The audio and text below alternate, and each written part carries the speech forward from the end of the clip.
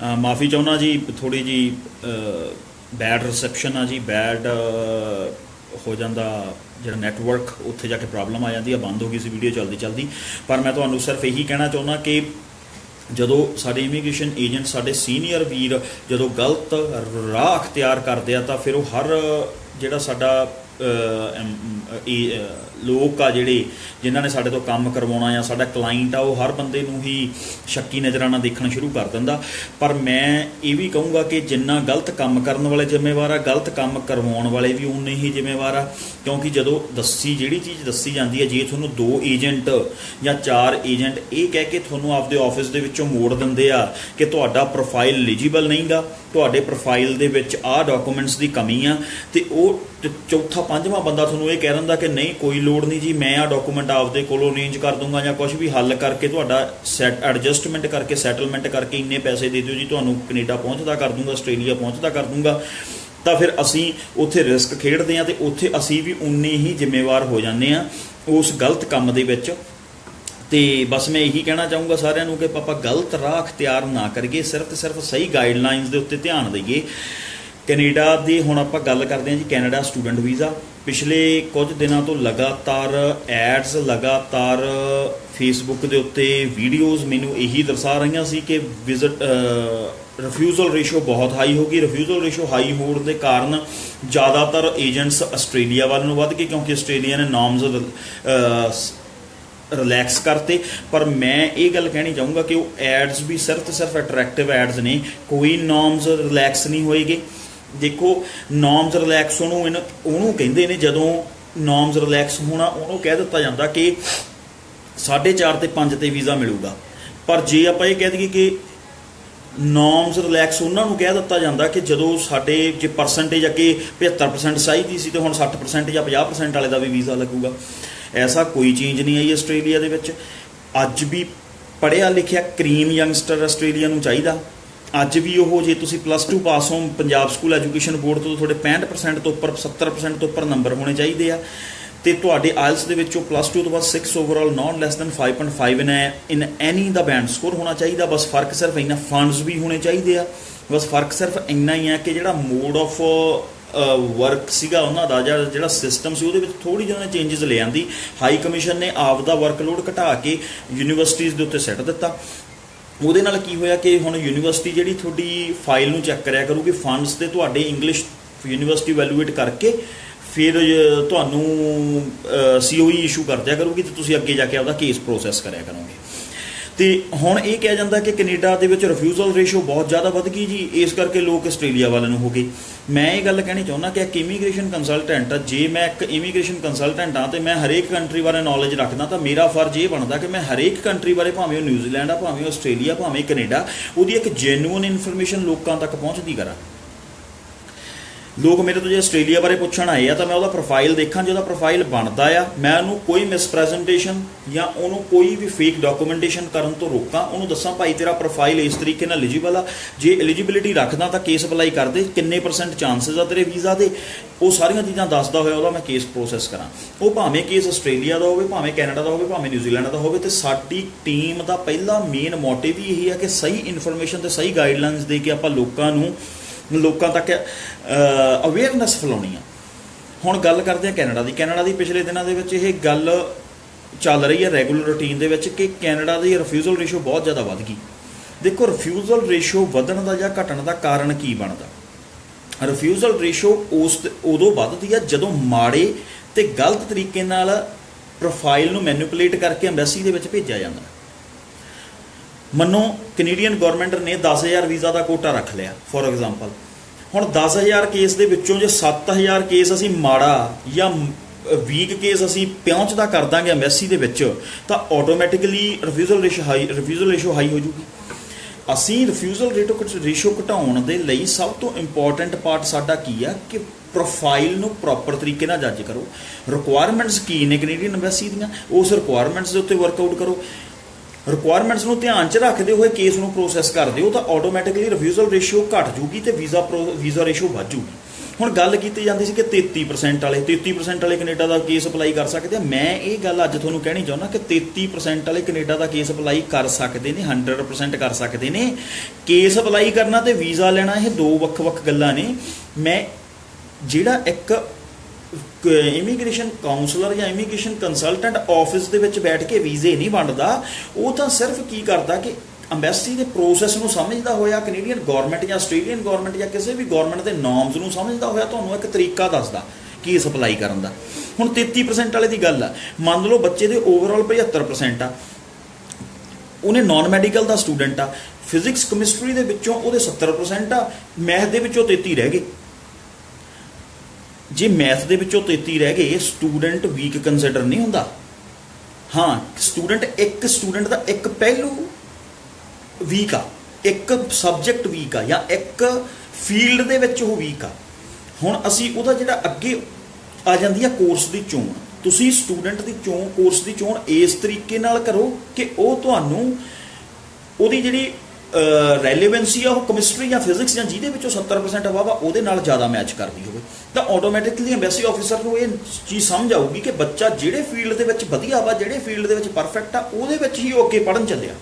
ਇਸ ਤਰੀਕੇ ਨਾਲ ਸਾਡੇ ਜਿਹੜੇ ਇਮੀਗ੍ਰੇਸ਼ਨ ਕੰਸਲਟੈਂਟਸ ਨੇ, ਜਿਹੜੇ ਬਹੁਤ ਪੁਰਾਣਾ ਕੰਮ ਕਰ ਰਹੇ ਨੇ, ਬੜੇ ਐਕਸਪੀਰੀਅੰਸ ਨੇ। ਕੱਲ੍ਹ ਪਰਸੋਂ ਮੈਂ ਆਨਲਾਈਨ ਵੀਡੀਓਜ਼ ਵੀ ਦੇਖ ਰਿਹਾ ਸੀਗਾ ਉਹਨਾਂ ਵੀਰਾਂ ਦੀ, ਤੇ ਉਹਨਾਂ ਨੇ ਵੀਜ਼ੇ ਦਿਖਾਏ ਵੀ 33% ਆ, ਬੱਚੇ ਦੇ ਮੈਥ 'ਚੋਂ 33 ਸੀ ਜਾਂ ਬੱਚੇ ਦੇ ਕੈਮਿਸਟਰੀ 'ਚੋਂ 33 ਸੀ, ਬਾਕੀ ਸਾਰਿਆਂ 'ਚੋਂ ਬਹੁਤ ਵਧੀਆ ਸੀ, ਉਹਦੇ ਅਸੀਂ ਵੀਜ਼ਾ ਕਢਵਾਤਾ।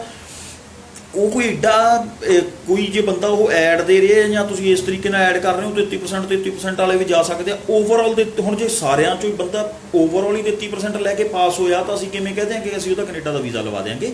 ਬਾਕੀ ਦੂਸਰੀ ਚੀਜ਼ ਇਹ ਆ ਵੀ ਜੇ ਇੱਕ 'ਚੋਂ ਵੀ ਉਹਦੇ 33% ਆ ਨਾ, ਤਾਂ ਜਿਹੜਾ ਸਹੀ ਇਮੀਗ੍ਰੇਸ਼ਨ ਕੰਸਲਟੈਂਟ ਆ ਉਹ ਬੱਚੇ ਨੂੰ ਇਹੀ ਕਹਿੰਦਾ, ਕਿਉਂਕਿ ਜਿਹੜਾ ਕੇਸ ਦਾ ਪ੍ਰੋਸੀਜਰ ਹੋਣਾ ਜਾਂ ਜਿਹੜਾ ਕੇਸ ਦਾ ਪ੍ਰੋਸੈਸ ਹੋਣਾ ਜਾਂ ਕੇਸ ਦਾ ਜਿਹੜਾ ਫੈਸਲਾ ਲਿਆ ਜਾਣਾ ਉਹ ਇਮੀਗ੍ਰੇਸ਼ਨ ਆਫਿਸਰ ਵੱਲੋਂ ਲਿਆ ਜਾਣਾ। ਉਹ ਜੱਜ ਆ ਤੁਹਾਡੇ ਕੇਸ ਦਾ, ਤੇ ਉਹ ਇੱਕ ਹਿਊਮਨ ਬ੍ਰੇਨ ਆ। ਜੇ ਉਹ ਤੁਸੀਂ ਕੇਸ ਦੀ ਤੁਹਾਡੇ ਫਿਜ਼ਿਕਸ 'ਚੋਂ 70% ਆ ਤੇ ਤੁਸੀਂ ਕੇਸ ਦੀ ਰੈਲੇਵੈਂਸੀ ਜਾਂ ਕੋਰਸ ਰੈਲੇਵੈਂਟ ਫਿਜ਼ਿਕਸ ਦੇ ਨਾਲ ਹੀ ਲੈ ਕੇ ਚੱਲੇ ਹੋ, ਪਰ ਮੈਥ 'ਚੋਂ 33% ਰਹਿ ਗਏ, ਤੇ ਵੀਜ਼ਾ ਆਫਿਸਰ ਉਸ ਚੀਜ਼ ਨੂੰ ਆਧਾਰ ਬਣਾ ਕੇ ਵੀ ਤੁਹਾਡਾ ਕੇਸ ਰਿਫਿਊਜ਼ ਕਰ ਸਕਦਾ ਤੇ ਕਰਦਾ ਵੀ ਰਹਿੰਦਾ।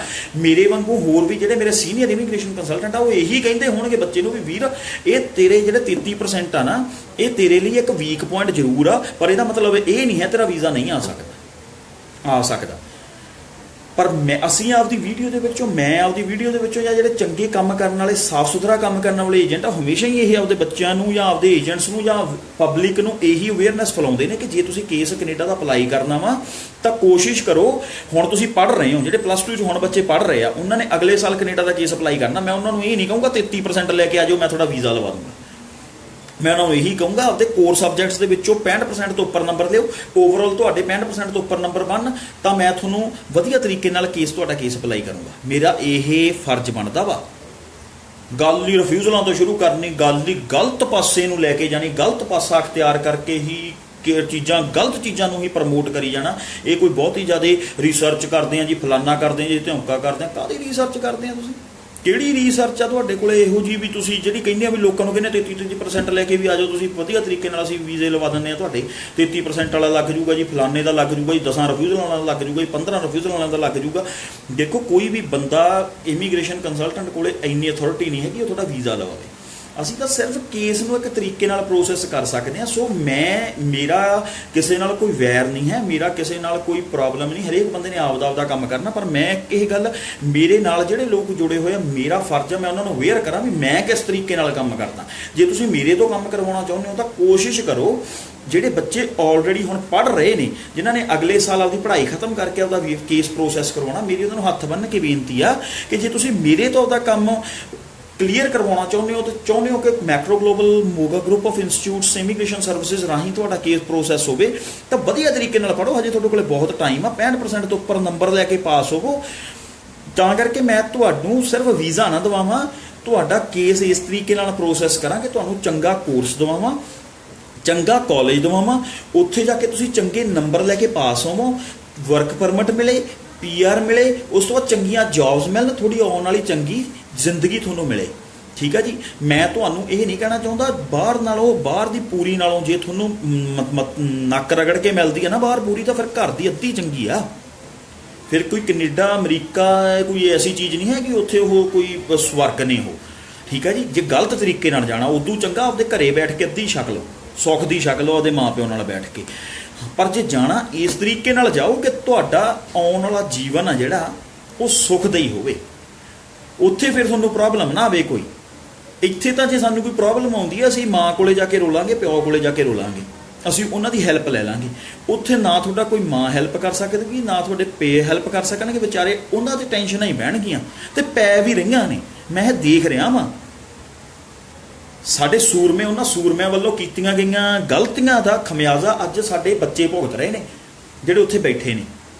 ਤੇ ਮੇਰੇ ਕੋਲ ਇਹ ਜਿਹੀਆਂ ਲੱਖਾਂ ਐਗਜ਼ਾਮਪਲਸ ਨੇ ਜਿਹੜੇ ਅੱਜ, ਕਿਉਂਕਿ ਮੈਂ ਤੁਹਾਨੂੰ ਬਾਰ-ਬਾਰ ਇੱਕੋ ਗੱਲ ਕਹਿਣਾ ਕਿ ਵੀਜ਼ਾ ਲੱਗਣ ਦੇ ਨਾਲ ਗੱਲ ਖਤਮ ਨਹੀਂ ਹੋ ਜਾਂਦੀ ਯਾਰ। ਵੀਜ਼ਾ ਲੱਗਣ ਤੇ ਤਾਂ ਗੱਲ ਸ਼ੁਰੂ ਹੋਣੀ ਹੈ ਤੁਹਾਡੀ, ਉਸ ਤੋਂ ਬਾਅਦ ਤੁਹਾਡਾ ਤੁਸੀਂ ਆਪਦੀ ਲਾਈਫ ਨੂੰ ਆਪ ਇੱਕ ਟਰੈਕ ਤੇ ਚਾੜਨਾ।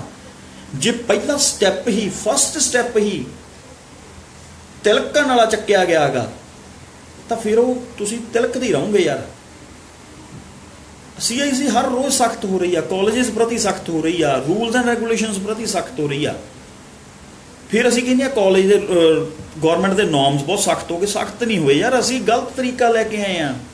ਜੇ ਸਾਨੂੰ ਲੋਕ ਕਹਿੰਦੇ SPP ਅੰਡਰ ਪੜ੍ਹਨਾ ਆ, ਚੰਗੇ ਕੋਰਸ ਲੈ ਕੇ ਆਓ, ਚੰਗੇ ਤਰੀਕੇ ਨਾਲ ਕੇਸ ਅਪਲਾਈ ਕਰੋ, ਚੰਗੇ ਤਰੀਕੇ ਦੇ ਨਾਲ ਚੰਗੇ ਕੋਰਸਿਸ ਲੈ ਕੇ ਆਓ, ਚੰਗੇ ਕਾਲਜਿਸ ਲੈ ਕੇ ਆਓ, ਤਾਂ ਆਪਾਂ ਉਹਨਾਂ ਦੀ ਮੰਨ ਲਈਏ।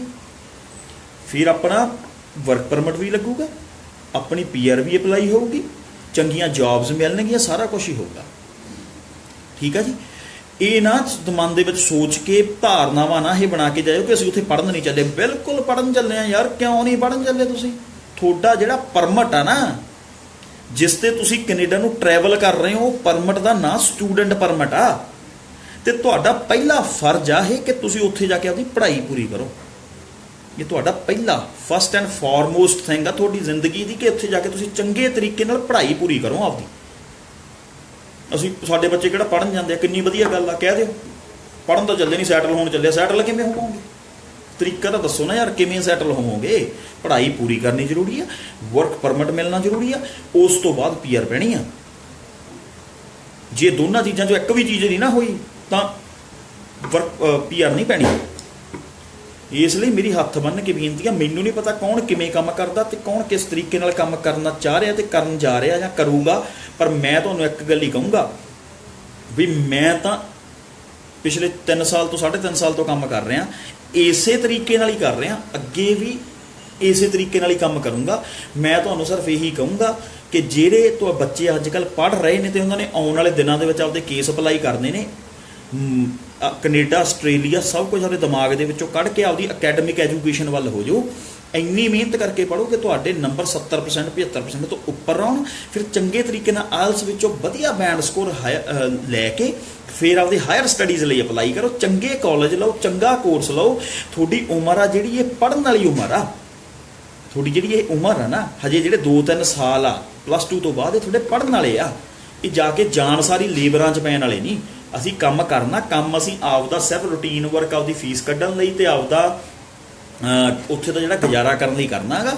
ਹਜੇ ਅਸੀਂ ਪਹਿਲਾ ਸਾਡਾ ਕੰਮ ਹੈਗਾ ਪੜ੍ਹਾਈ ਪੂਰੀ ਕਰਨੀ, ਚੰਗੇ ਨੰਬਰ ਲੈ ਕੇ, ਇਹ 'ਤੇ ਹੀ ਫੋਕਸ ਕਰਨਾ। ਮੇਰੀ ਰਿਸਰਚ ਤਾਂ ਇਹੀ ਕਹਿੰਦੀ ਆ, ਮੇਰੀ ਰਿਸਰਚ ਤਾਂ ਇਹ ਕਹਿੰਦੀ ਆ ਵੀ ਮੈਨੂੰ ਕੋਈ ਬਹੁਤੀ ਰਿਸਰਚ ਕਰਨ ਦੀ ਲੋੜ ਨਹੀਂ ਹੈਗੀ। ਬੜਾ ਹੀ ਸਾਫ਼ ਤੇ ਸੁਥਰਾ ਜਿਹਾ ਕੰਮ ਆ ਕਿ ਚੰਗੇ ਬੱਚੇ, ਚੰਗੇ ਪਰਸੈਂਟੇਜ ਵਾਲੇ ਬੱਚਿਆਂ ਨੂੰ ਚੰਗੇ ਕੋਰਸਿਸ ਤੇ ਚੰਗੇ ਕਾਲਜਿਸ ਵਿੱਚ ਪਾਓ, ਤਾਂ ਕਰਕੇ ਉਹ ਉੱਥੇ ਵਰਕ ਪਰਮਿਟ ਇਸ਼ੂ ਹੋਣ, ਉਸ ਤੋਂ ਬਾਅਦ ਉਹ PR ਲੈਣ। ਤੇ ਮੈਂ ਕਹਿੰਦਾ ਮੇਰਾ ਕੰਪਨੀ ਦਾ ਕੰਮ ਵੀਜ਼ਾ ਲਵਾ ਕੇ ਖਤਮ ਨਹੀਂ ਹੁੰਦਾ।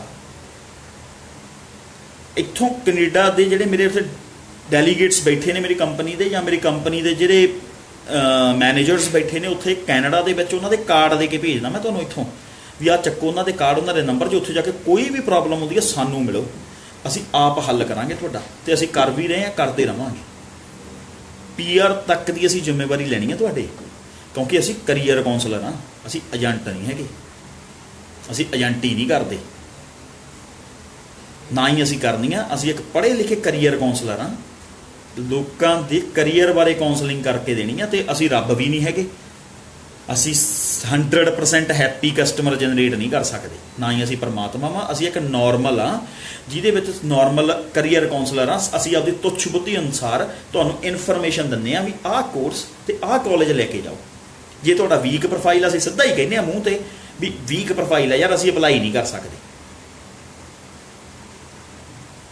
ਤੇ ਦਾਣਾ ਪਾਣੀ ਹੁੰਦਾ ਤੁਹਾਡਾ ਕਿਤੋਂ ਹੋਰ ਜਾ ਕੇ ਲੱਗ ਜਾਂਦਾ। ਪਰ ਸਾਡੀ ਇਹ ਕੋਸ਼ਿਸ਼ ਇਹੀ ਹੁੰਦੀ ਹੈ ਕਿ ਅਸੀਂ ਵੀਕ ਪ੍ਰੋਫਾਈਲ ਨੂੰ ਹੱਥ ਨਾ ਪਾਈਏ, ਕਿਉਂਕਿ ਗੱਲ ਸਿਰਫ ਇੱਥੇ ਖਤਮ ਨਹੀਂ ਹੋ ਜਾਂਦੀ ਵੀਜ਼ਾ ਲੈ ਕੇ। ਗੱਲ ਵੀਜ਼ਾ ਲੈ ਕੇ ਸ਼ੁਰੂ ਹੁੰਦੀ ਹੈ, ਉਸ ਤੋਂ ਬਾਅਦ ਤੁਸੀਂ ਆਪਦੇ ਜਿਹੜੇ 15-20 ਲੱਖ ਤੁਸੀਂ ਖਰਚਿਆ ਆਪਦੇ ਤੇ, ਉਹਦਾ ਮੁੱਲ ਵੀ ਮੋੜਨਾ, ਸੈਟਲ ਵੀ ਹੋਣਾ, ਆਪਦੀ ਲਾਈਫ ਨੂੰ ਚੰਗੇ ਰਾਹ ਤੇ ਤੋਰਨਾ ਵੀ ਹੈ। ਸਾਰੀਆਂ ਚੀਜ਼ਾਂ ਕਾਊਂਟ ਹੋਣੀਆਂ ਜਾ ਕੇ ਅੱਗੇ। ਆਪਾਂ ਇਹਨਾਂ ਚੀਜ਼ਾਂ ਨੂੰ ਭੁੱਲ ਗਏ ਨਾ। ਤੇ ਹੁਣ ਮੈਂ ਜਿਹੜੀ ਉੱਪਰ ਕੁਐਸਚਨ ਆਏ ਹੋਏ ਨੇ ਇਹਦੇ ਉੱਤੇ, ਉਹਨਾਂ ਬਾਰੇ ਮੈਂ ਤੁਹਾਨੂੰ ਸਿੰਪਲ ਹੀ ਗੱਲ ਬੋਲ ਕੇ ਦੱਸਣੀ ਹੈ। ਜੇ ਤੁਸੀਂ 10+2 ਕੀਤੀ ਹੋਈ ਆ, 4 ਸਟਰੀਮ ਨੇ, arts, commerce, non medical, medical. ਇਹਨਾਂ ਦੇ ਜਿਹੜੇ ਕੋਰ ਸਬਜੈਕਟ ਨੇ ਤੁਹਾਡੇ, ਉਹਨਾਂ ਵਿੱਚੋਂ ਕੋਸ਼ਿਸ਼ ਕਰੋ ਤੁਹਾਡੇ ਨੰਬਰ 65% ਤੋਂ ਉੱਪਰ ਹੋਣ। ਜੇ ਤੁਸੀਂ +2 ਕੀਤੀ ਆ, 6.5 ਓਵਰਆਲ, ਨਾਟ ਲੈਸ ਦੈਨ 5.5 ਇਨ ਐਨੀ, ਕਿਸੇ ਵੀ ਮੋਡਿਊਲ ਦੇ ਵਿੱਚੋਂ 5.5 ਤੋਂ ਘੱਟ ਨਾ ਹੋਣ, ਓਵਰਆਲ 6 ਦਾ ਸਕੋਰ ਹੋਵੇ। ਜੇ ਤੁਸੀਂ ਗ੍ਰੈਜੂਏਟ ਹੋ, ਤੁਹਾਡਾ ਜਿਹੜਾ ਬੈਂਡ ਸਕੋਰ ਮੈਨੂੰ 6.5 ਓਵਰਆਲ 6 ਤੋਂ ਘੱਟ ਕਿਸੇ ਚੋਂ ਨਾ ਹੋਣ, ਤੇ ਜਿਹੜੀ ਤੁਹਾਡੀ ਡਿਗਰੀ ਦੀ ਪਰਸੈਂਟੇਜ ਉਹ ਵੀ 65% ਤੋਂ ਉੱਪਰ ਹੋਵੇ, ਤੇ ਬੈਕਲੌਗਸ ਦਾ ਥੱਬਾ ਨਾ ਹੋਵੇ। 4 5 3 4 ਬੈਕਲੌਗਸ ਚੱਲਣਗੀਆਂ, ਠੀਕ ਆ ਜੀ। ਕਿਉਂਕਿ ਨਾ ਹੀ ਤਾਂ ਮੈਂ ਰਿਕਮੈਂਡ ਕਰਦਾ ਕਿ ਫੇਕ ਸਰਟੀਫਿਕੇਟ ਬਣਾ ਲਓ ਜੀ ਬੈਕਲੌਗ ਦਾ, ਗਲਤ ਡਾਕੂਮੈਂਟ ਲਾ ਕੇ ਬਿਲਕੁਲ ਨਾ ਭੇਜੋ, ਸਾਰੀ ਜ਼ਿੰਦਗੀ ਤੁਹਾਡੀ ਖਰਾਬ ਹੋ ਜੂਗੀ। ਇੱਕ ਵਾਰੀ ਤੁਸੀਂ ਫੜੇ ਗਏ ਨਾ, ਸਾਰੀ ਜ਼ਿੰਦਗੀ ਤੁਹਾਡੀ ਖਰਾਬ। ਇਹ ਗੱਲ ਮੈਂ ਕਹਿੰਦਾ ਤੁਹਾਨੂੰ ਸਾਰਿਆਂ ਨੂੰ, ਕਿਸੇ ਦਾ ਏਜੰਟ ਦਾ ਨਹੀਂ ਕੁਛ ਜਾਂਦਾ। ਹੁਣ ਤਾਂ ਜਿੱਥੇ 400 ਫਾਈਲ ਭੇਜਣੀ ਹੈ ਨਾ, ਵਿੱਚੇ ਤੁਹਾਡੀ ਲਾ ਕੇ ਤੇ ਭੇਜ ਦੇਣੀ ਆ, ਤੁਹਾਡੀ ਕਿਸਮਤ ਤੁਹਾਡੇ ਸਿਰ ਤੇ ਜੂਆ ਖੇਡਣਾ। ਅਸੀਂ ਜੂਆ ਨਹੀਂ ਖੇਡਦੇ, ਅਸੀਂ ਵਰਕਆਊਟ ਕਰਦੇ ਹਾਂ, ਅਸੀਂ ਕਰਦੇ ਹਾਂ ਅਸਲੀ ਰਿਸਰਚ। ਅਸੀਂ ਮਿਹਨਤ ਕਰਕੇ ਦੱਸਦੇ ਹਾਂ ਲੋਕਾਂ ਨੂੰ ਵੀ ਕਿਸ ਤਰੀਕੇ ਨਾਲ ਤੁਸੀਂ ਸੈਟਲਡ ਹੋਣਾ। ਅਸੀਂ ਜੂਆ ਖੇਡ ਕੇ ਲੋਕਾਂ ਨੂੰ ਇਹ ਨਹੀਂ ਕਹਿੰਦੇ ਵੀ ਤੇਰਾ ਵੀਜ਼ਾ ਲੱਗੇ ਤੇ ਚੱਲ ਭਾਜਾ, ਹੁਣ ਮੈਨੂੰ ਫੋਨ ਨਾ ਆਵੇ ਤੇਰਾ, ਤੇ ਨਾ ਮੈਨੂੰ ਤੂੰ ਅੱਜ ਤੋਂ ਬਾਅਦ ਮਿਲੀ, ਤੂੰ ਕੌਣ ਤੇ ਮੈਂ ਕੌਣ, ਆ ਚੱਕ ਆਪਦਾ ਵੀਜ਼ਾ, ਤੇਰਾ ਵੀਜ਼ਾ ਲਵਾਤਾ, ਮੈਂ ਪਤਾ ਨਹੀਂ ਕਿ ਰੱਬ ਬਣ ਗਿਆ ਵੀਜ਼ਾ ਲਵਾ ਕੇ, ਮੈਂ ਰਿਸਰਚ ਕਰਤੀ ਜੀ, ਮੈਂ ਫਲਾਨਾ ਕਰਤਾ ਜੀ, ਮੈਂ ਧੌਂਕਾ। ਐਸੀ ਕੋਈ ਗੱਲ ਨਹੀਂ ਹੈ। ਅਸੀਂ ਐਂਡ ਤੱਕ ਤੁਹਾਡੇ ਨਾਲ ਖੜਨਾ, ਤੁਹਾਡੇ ਬੱਚਿਆਂ ਦੇ ਨਾਲ ਖੜਨਾ। ਤੁਸੀਂ ਜਦੋਂ ਉੱਥੇ ਪਹੁੰਚੋਗੇ, ਸਾਡੇ ਬੱਚੇ ਤਾਂ ਸਾਡੇ ਨਾਲ ਆਖਰ ਤੱਕ ਜੁੜੇ ਹੋਏ ਨੇ ਜੀ। ਹੁਣ ਵੀ ਤੁਹਾਨੂੰ ਦੱਸਦੇ ਆ, ਤੁਸੀਂ ਜਿਹੜੇ ਆਲਰੇਡੀ ਮੇਰੇ ਤੋਂ ਵੀਜ਼ਾ ਸਟੈਂਪ ਕਰਾ ਕੇ ਉੱਥੇ ਪਹੁੰਚੇ ਹੋਏ ਨੇ, ਉਹਨਾਂ ਤੋਂ ਪੁੱਛੋ, ਉਹ ਉੱਥੇ ਪਹੁੰਚਦੇ ਨੇ, ਕੋਈ ਕਾਲਜ ਪ੍ਰੋਬਲਮ ਆਉਂਦੀ ਆ, ਕੋਈ ਕੋਰਸ ਪ੍ਰੋਬਲਮ ਆਉਂਦੀ ਆ, ਅਸੀਂ ਉਹਨਾਂ ਦੇ ਨਾਲ ਖੜਦੇ ਹਾਂ।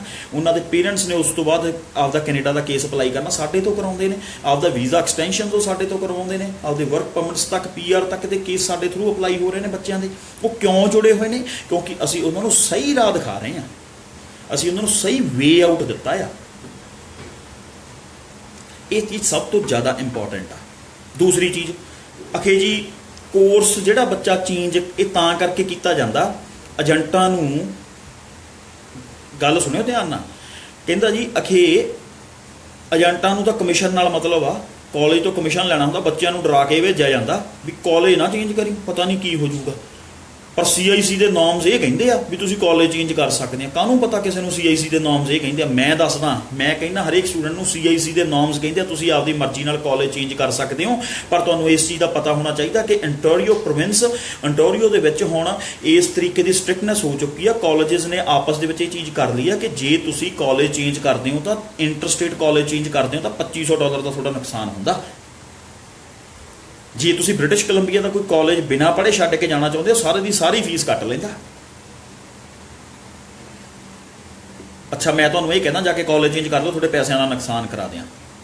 ਪਹਿਲਾਂ ਹੀ ਚੰਗੀ ਤਰੀਕੇ ਨਾਲ ਪਾਉਂਗਾ ਨਾ ਮੈਂ ਤੁਹਾਨੂੰ, ਪਹਿਲਾਂ ਹੀ ਸੋਚ ਸਮਝ ਕੇ ਤੁਹਾਡਾ ਕੋਰਸ ਤੇ ਕਾਲਜ ਚੇਂਜ ਕਰੂੰਗਾ according to relevancy, according to futuristic agenda ਤੁਹਾਡਾ ਕੀ ਆ, ਤੁਸੀਂ ਕੀ ਕਰਨਾ ਚਾਹੁੰਦੇ ਹੋ, ਉਸ ਹਿਸਾਬ ਨਾਲ ਤੁਹਾਡਾ ਕੇਸ ਅਪਲਾਈ ਕਰੂੰਗਾ।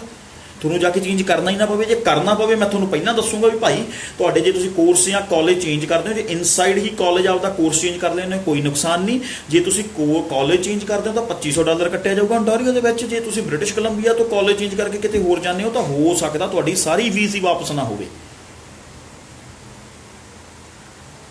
ਇਹ ਜਿਹੜੀਆਂ ਰਿਸਰਚਾਂ ਦੀ ਅਸੀਂ ਗੱਲ ਕਰਦੇ ਹਾਂ ਅਸੀਂ ਵੀ ਕੀਤੀਆਂ ਹੋਈਆਂ ਨੇ, ਅਸੀਂ ਵੀ ਇਮੀਗ੍ਰੇਸ਼ਨ ਦਾ ਕੰਮ ਕਰਦੇ ਹਾਂ। ਹੋ ਸਕਦਾ ਤੁਸੀਂ ਸਾਡੇ ਤੋਂ ਬਹੁਤ ਜ਼ਿਆਦਾ ਸੀਨੀਅਰ ਹੋਵੋ, ਤੁਹਾਨੂੰ ਜ਼ਿਆਦਾ ਪਤਾ ਹੋਵੇ, ਪਰ ਥੋੜਾ ਬਹੁਤ ਸਾਨੂੰ ਵੀ ਪਤਾ, ਅਸੀਂ ਵੀ ਬੜੇ ਵਧੀਆ ਤਰੀਕੇ ਨਾਲ ਲੋਕ ਹੈਪੀ ਕਸਟਮਰ ਦੇ ਰਹੇ ਹਾਂ, ਲੋਕ ਹੈਪੀ ਹੋ ਕੇ ਸਾਡੇ ਤੋਂ ਵੀਜ਼ਾਜ਼ ਲੈ ਕੇ ਜਾਂਦੇ ਨੇ, ਚੰਗੇ ਬੈਂਡ ਸਕੋਰ ਪ੍ਰਾਪਤ ਕਰਦੇ ਨੇ, ਪੜ੍ਹਾਉਂਦੇ ਆ ਬੱਚੇ ਨੂੰ, ਗ੍ਰਾਸ ਰੂਟ ਤੋਂ ਰੈਡੀ ਕਰਦੇ ਹਾਂ ਅਸੀਂ।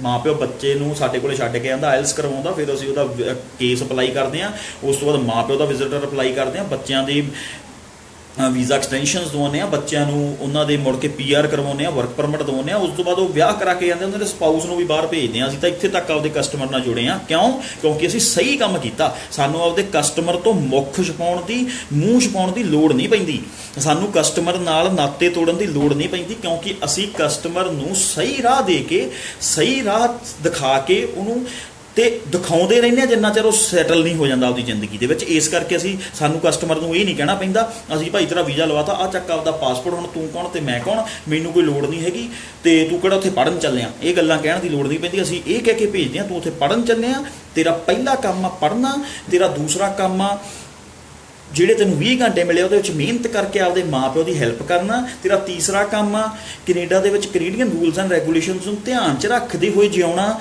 ਉੱਥੇ ਕੋਈ ਨਿਊਸੈਂਸ ਕ੍ਰੀਏਟ ਨਹੀਂ ਕਰਨੀ, ਕੋਈ ਉੱਥੇ ਪ੍ਰੋਬਲਮੈਟਿਕ ਇਸ਼ੂ ਕ੍ਰੀਏਟ ਨਹੀਂ ਕਰਨਾ, ਕੋਈ ਉੱਥੇ ਰੂਲਸ ਨਹੀਂ ਤੋੜਨੇ। ਇਹ ਸਾਰੀਆਂ ਚੀਜ਼ਾਂ ਅਸੀਂ ਦੱਸ ਕੇ ਭੇਜਦੇ ਹਾਂ ਉਹਦੇ ਸਟੂਡੈਂਟ ਨੂੰ, ਤੇ ਜਿੰਨਾ ਚਿਰ ਉਹ ਪ੍ਰੋਪਰ ਸੈਟਲ ਨਹੀਂ ਹੋ ਜਾਂਦਾ ਅਸੀਂ ਉਹਨੂੰ ਉਹਦੀਆਂ ਸਰਵਿਸਿਜ਼ ਪ੍ਰੋਵਾਈਡ ਕਰਦੇ ਹਾਂ। ਕਿਉਂ? ਕਿਉਂਕਿ ਅਸੀਂ ਸੱਚਾ ਕੰਮ ਕਰਦੇ ਹਾਂ।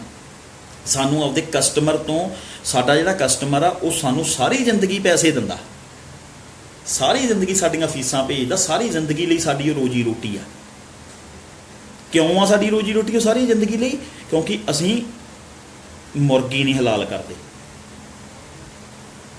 ਇਹ ਉਹਨਾਂ ਨੂੰ ਕਰਨਾ ਪੈਂਦਾ ਜਿਹੜੇ ਮੁਰਗੀ ਵੱਢ ਲੈਂਦੇ ਆ ਨਾ, ਆਂਡੇ ਨਹੀਂ ਖਾਂਦੇ, ਮੁਰਗੀ ਵੱਢ ਲੈਂਦੇ ਆ ਉਹ ਪਹਿਲਾਂ ਹੀ। ਉਸ ਤੋਂ ਬਾਅਦ ਤਾਂ ਉਹ ਮਿਲਣ ਜੋਗਾ ਹੀ ਨਹੀਂ ਰਹਿੰਦਾ ਆਪਦੇ ਕਸਟਮਰ ਨੂੰ। ਪਰ ਅਸੀਂ ਇਹ ਨਹੀਂ ਕੰਮ ਕਰਦੇ, ਅਸੀਂ ਹਰ ਕੰਮ ਪੈਸਾ ਲੈ ਕੇ ਕਰਦੇ ਹਾਂ। ਸਾਨੂੰ ਕਾਲਜ ਕਮਿਸ਼ਨ ਵੀ ਦਿੰਦਾ, ਹਰ ਚੀਜ਼ 'ਚ ਅਸੀਂ ਪੈਸੇ ਕਮਾਉਂਦੇ ਹਾਂ, ਪਰ ਸਹੀ ਸਲਾਹ ਦੇ ਕੇ ਉਨੇ ਕੁ ਕਮਾਉਂਦੇ ਹਾਂ ਜਿੰਨੇ ਕੁ ਕਸਟਮਰ ਨੂੰ ਚੁਭਣਾ। ਫੀਸ ਤਾਂ ਪੂਰੀ ਪੇ ਕਰਨੀ ਆ। ਜੇ $14,000 ਆ ਤਾਂ $14,000 ਸਾਰੇ ਦਾ ਸਾਰਾ ਕਾਲਜ ਨੇ ਲੈਣਾ, ਚਾਹੇ ਕਮਿਸ਼ਨ ਲਓ ਚਾਹੇ ਨਾ ਲਓ। ਸਾਨੂੰ ਤਾਂ 14, ਤੁਹਾਨੂੰ ਤਾਂ 14 ਹੀ ਪੇ ਕਰਨਾ ਪੈ ਗਿਆ, ਮੈਨੂੰ ਤਾਂ ਉਸੇ ਵਿੱਚੋਂ ਹੀ ਪੈਸੇ ਆਏ। ਸੋ ਇਹ ਗੱਲਾਂ ਆਖਰ ਤੇ ਮੈਂ ਵਾਈਂਡ ਅਪ ਕਰਦਾ। ਚਲੋ ਬਹੁਤ ਲੰਮਾ ਸੈਸ਼ਨ ਚੱਲਿਆ ਗਿਆ, ਅੱਗੇ ਕਦੇ ਗਿਆ ਨਹੀਂ। ਉਹਦੇ ਪਿੱਛੇ ਕਾਰਨ ਸਿਰਫ ਇਹ ਪੈਂਦਾ ਕਿ ਜੇ ਤੁਸੀਂ ਆਪਦੇ ਲੈਵਲ 'ਤੇ ਅਨਅਵੇਅਰਨੈਸ ਫੈਲਾਓਗੇ ਤਾਂ ਮੈਂ ਅਵੇਅਰਨੈਸ ਫੈਲਾਉਣ ਦੀ ਪੂਰੀ ਕੋਸ਼ਿਸ਼ ਕਰੂੰਗਾ। ਮੈਨੂੰ ਹੋ ਸਕਦਾ ਤੁਹਾਡੇ ਨਾਲੋਂ ਘੱਟ ਲੋਕ ਸੁਣਨ, ਪਰ ਜਿੰਨੇ ਸੁਣਨਗੇ ਮੈਂ ਇਸ ਗੱਲ ਦੀ ਗਾਰੰਟੀ ਦਿੰਦਾ ਕਿ ਉਹ ਐਪਰੀਸ਼ੀਏਟ ਕਰਨਗੇ ਅਤੇ ਹਮੇਸ਼ਾ ਚੰਗੇ ਰਾਹ ਨੂੰ ਹੀ ਅਪਣਾਉਣਗੇ, ਚੰਗੇ ਰਾਹ ਦੇ ਨਾਲ ਚੰਗੇ ਤਰੀਕੇ ਨਾਲ ਹੀ ਜਾਣਗੇ। ਮੈਂ ਕਿਸੇ ਦੇ ਧੀ ਪੁੱਤ ਨੂੰ ਇਹ ਨਹੀਂ ਕਹੂੰਗਾ ਵੀ ਮੈਂ ਘੱਟ ਨੰਬਰਾਂ 'ਤੇ ਕੇਸ ਲਵਾਉਂਗਾ ਤਾਂ ਕਰਕੇ ਉਹ ਪੜ੍ਹਨਾ ਛੱਡ ਦੇਵੇ। ਮੈਂ ਹਰੇਕ ਦੇ ਧੀ ਪੁੱਤ ਨੂੰ ਇਹ ਕਹੂੰਗਾ ਮਿਹਨਤ ਕਰਕੇ ਪੜ੍ਹ, ਤਾਂ ਕਰਕੇ ਤੇਰਾ ਕੇਸ ਰਿਫਿਊਜ਼ ਹੀ ਨਾ ਹੋਵੇ। ਮੈਨੂੰ ਇਹ ਕਹਿਣਾ ਹੀ ਨਾ ਪਵੇ ਰਿਫਿਊਜ਼ਲ ਵਾਲੇ ਆ ਜਾਓ। ਮੈਂ ਇਹ ਕਹਾਂ ਕਿ ਚੰਗਾ ਪੜ੍ਹ, ਮਿਹਨਤ ਕਰਕੇ ਪੜ੍ਹ, 65% 70% ਨੰਬਰ ਲੈ ਕੇ ਚੰਗੇ ਬੈਂਡ, ਜੇ ਤੇਰੇ 6 ਦੀ ਰਿਕੁਆਇਰਮੈਂਟ ਆ 6.5 ਲੈ ਕੇ ਆ, ਜੇ ਤੇਰੇ 65% ਨਾਲ ਕੇਸ ਲੱਗਦਾ 75% ਲੈ ਕੇ ਆ। ਮੈਂ ਇਹ ਕਹੂੰਗਾ, ਚੰਗੀ ਮੱਤ ਦਊਂਗਾ, ਚੰਗੀ ਮੱਤ ਦਿਓ। ਸਾਰਾ ਕੁਝ ਪੈਸਾ ਹੀ ਨਹੀਂ ਹੁੰਦਾ, ਪੈਸੇ ਅਸੀਂ ਵੀ ਬਹੁਤ ਕਮਾਉਂਦੇ ਹਾਂ, ਸਾਰੇ ਲੋਕ ਹੀ ਬਹੁਤ ਕਮਾਉਂਦੇ ਨੇ, ਪਰ ਮੱਤ ਚੰਗੀ ਦੇਣੀ ਬਹੁਤ ਜ਼ਿਆਦਾ ਜ਼ਰੂਰੀ ਹੈ। ਕਿਉਂਕਿ ਅਸੀਂ ਅਸੀਂ ਏਜੰਟ ਨਹੀਂ ਗੇ, ਅਸੀਂ ਏਜੰਟਾਂ ਵਾਲੇ ਕੈਟਾਗਰੀ 'ਚੋਂ ਨਿਕਲੀਏ, ਕਰੀਅਰ ਕਾਉਂਸਲਰ ਬਣੀਏ, ਲੋਕਾਂ ਦੇ ਕਰੀਅਰ ਕਾਉਂਸਲਰ। ਸਾਡਾ ਨਾਂ ਬਦਲੇ, ਸਾਡੀ ਛਵੀ ਬਦਲੇ, ਲੋਕ ਸਾਨੂੰ ਸ਼ੱਕ ਦੀਆਂ ਨਿਗਾਹਾਂ ਨਾਲ ਦੇਖਣਾ ਬੰਦ ਕਰਨ। ਇੰਨਾ ਕਹਿੰਦਾ ਹੋਇਆ ਖਿਮਾ ਦਾ ਜਾਚਕਾਂ, ਜੇ ਕਿਸੇ ਦੀ ਕੋਈ ਵੀ ਕੁਐਰੀ ਹੋਵੇ ਤਾਂ ਕਿਰਪਾ ਕਰਕੇ ਮੈਨੂੰ ਇਨਬੌਕਸ ਕਰੋ ਜਾਂ ਮੇਰੇ ਦਿੱਤੇ ਹੋਏ ਨੰਬਰਾਂ ਦੇ ਉੱਤੇ ਕਾਲ ਕਰੋ।